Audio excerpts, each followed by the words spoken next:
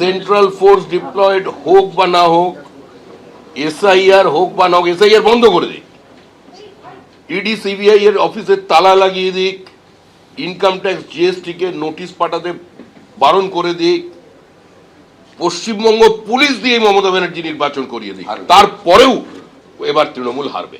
কেন্দ্রীয় স্বরাষ্ট্রমন্ত্রীকে কটাক্ষ করেছেন বর্ধমান দুর্গাপুরের তৃণমূল সাংসদ কীর্তি আজাদ, আর কীর্তি আজাদকে পাল্টাই নিয়ে নিশানা করেছে বিজেপিও।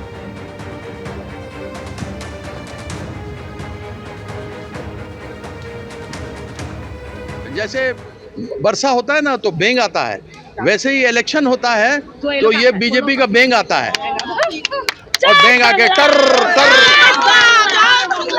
और आएगा और बेंग की तरह टर टर करेगा, यहाँ पर आके हम ये करेगा अब की बार 205 और सेंचुरी नहीं हो पाता है। तो ये लोग बेंग है, बेंग जैसे बरसाती बेंग होता है, बरसात में बेंग आता है, वैसे इलेक्शन में बीजेपी का बेंग आता है। তিনি জানেন তিনি এমপি হয়ে এখন কি অবস্থায় ভুগছেন, কেউ তাকে পুছে না, কেউ তাকে ডাকে না, 3-4টা গোষ্ঠী, কোনো উন্নয়ন নেই, দেখা পাওয়া যায় না, ভোট এসছে তিনি ধমকে দিচ্ছেন, তাই এলাকা ঘুরে বেড়াচ্ছে। কাল রাজ্যে আসছেন কেন্দ্রীয় স্বরাষ্ট্রমন্ত্রী অমিত শাহ, যোগ দেবেন মায়াপুরে ইসকনের কর্মসূচিতে। এবার অমিত শাহের পশ্চিমবঙ্গ সফরে কোনো রাজনৈতিক কর্মসূচি অবশ্য থাকছে না। সফরের আগে শুভেন্দু অধিকারীর সঙ্গে বৈঠক করেছেন কেন্দ্রীয় স্বরাষ্ট্রমন্ত্রী। দিল্লিতে অমিত শাহের বাসভবনে এই বৈঠক হয়, আর এই বৈঠক নিয়ে সোশ্যাল মিডিয়ায় পোস্ট করেছেন বিরোধী দলনেতা। আসন্ন বিধানসভা ভোটের মূল ইস্যুগুলি নিয়ে আলোচনা হয়েছে বলে সোশ্যাল মিডিয়ায় পোস্ট করে জানিয়েছেন বিরোধী দলনেতা শুভেন্দু অধিকারী। এদিকে অমিত শাহের সফরে রাজনৈতিক কর্মসূচি কাল না থাকলেও তা নিয়ে চাপানোতর অবশ্য থামছে না।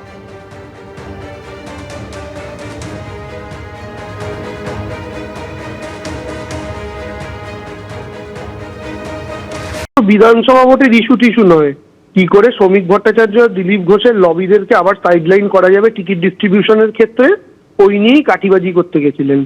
কারণ লোকসভা নির্বাচনের আগে এরকম মিটিং ফিটিং তিনি দিল্লিতে গিয়ে একা একা করতেন, আর সেই মিটিংগুলো করেই দিলীপ ঘোষকে মেদিনীপুর থেকে সরিয়ে নিজের লবির লোক অগ্নিমিত্রা পালকে টিকিট করিয়েছিলেন। অগ্নিমিত্রা পালও হেরেছে, আর বর্ধমান দুর্গাপুর থেকে দিলীপ ঘোষও হেরেছে। ফলে এবার আবার নিজের লবির লোকেদের বেশি টিকিট পাওয়ানোর জন্য গেছেন। আমাদের বক্তব্য হচ্ছে, শ্রমিক ভট্টাচার্য কি জানেন এই মিটিং এর ব্যাপারে, বা সুকান্ত মজুমদাররা কি জানেন? তবে শুভেন্দু অধিকারী অমিত শাহের সাথে দেখা করুন, আর অমিত শাহ শুভেন্দু অধিকারীর সঙ্গে দেখা করুন। বাংলার রাজনীতিতে এর গুরুত্ব শূন্য। দেবাংশু ভট্টাচার্য, শুভেন্দু অধিকারী গতকাল অমিত শাহের সঙ্গে এই বৈঠক প্রসঙ্গে কটাক্ষ করেছেন। বিজেপি নেতা রাহুল সিনহা কি বললেন শুনুন।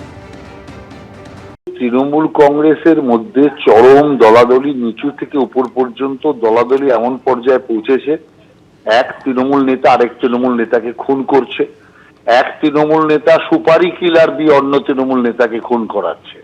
কিন্তু ভারতীয় জনতা পার্টিতে এই সমস্ত নেই। সেই কারণে কোনো গোষ্ঠীবাজি, কোনো দলবাজি, কোনো লবিবাজি বিজেপিতে নেই। সেই কারণে একটাই লবি হচ্ছে বিজেপির, সেটা হচ্ছে বিজেপির আদর্শ। অতএব সেই কারণে তৃণমূল নিজের যে কলঙ্ক, সেটাকে বিজেপির ওপর চাপিয়ে দেওয়ার যে চেষ্টা করছে, আমরা এটা তীব্র নিন্দা করছি। আমরা মনে করি যে যেরকম তার যার আচরণ, সেই আচরণ অনুযায়ী সে অন্যকে দেখে। এবিপি আনন্দ, এগিয়ে থাকে, এগিয়ে রাখে।